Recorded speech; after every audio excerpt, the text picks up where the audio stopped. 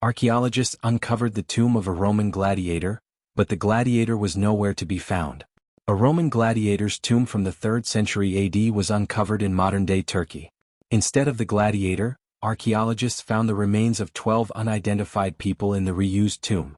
The site should allow scientists the chance to catch glimpses into centuries of history.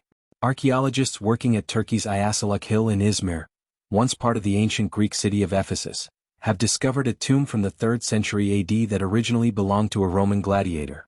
That ownership, however, only lasted a couple of hundred years. The modern-day discovery, instead of yielding the remains of a gladiator, offered up the remains of 12 men and women from the 5th century AD. Euphrates, the gladiator who was meant to be inside, was nowhere to be found.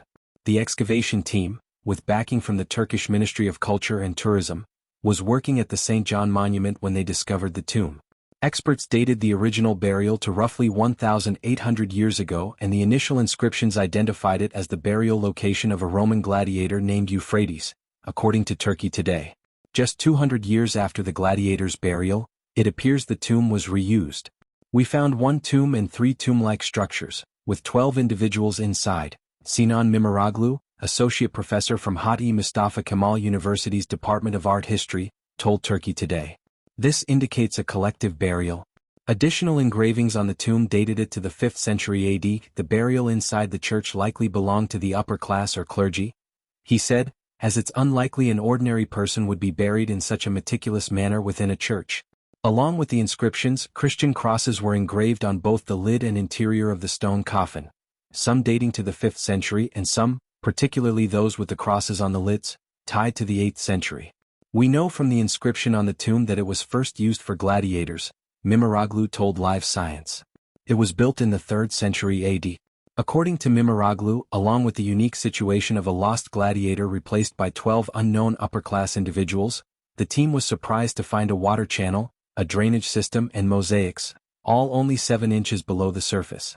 The team believes the find contains evidence of early Ephesus that could date to the 2nd millennium BC, as the area also revealed ceramics from the Bronze Age. The team said that archaeological evidence found at the tomb links the site to alterations done during the time of Roman Emperor Justinian I. These excavations revealed a marble floor dating back to the 6th century, consistent with the period of Justinian I, Mimiroglu said about previous discoveries made in the area. This year's discoveries affirm the presence of a marble flooring from the 5th century. Experts believe that the church served first as an ancient burial site, was later converted into a wooden-roofed basilica, and ultimately became a domed church during the reign of Justinian I between 527 and 565 AD. The gladiator, though, appears lost to history. I sincerely appreciate your patronage and support. We kindly request that you take a moment to like and subscribe to our channel. Doing so enables us to continue creating high-quality content for you. Thank you for your continued patronage and support.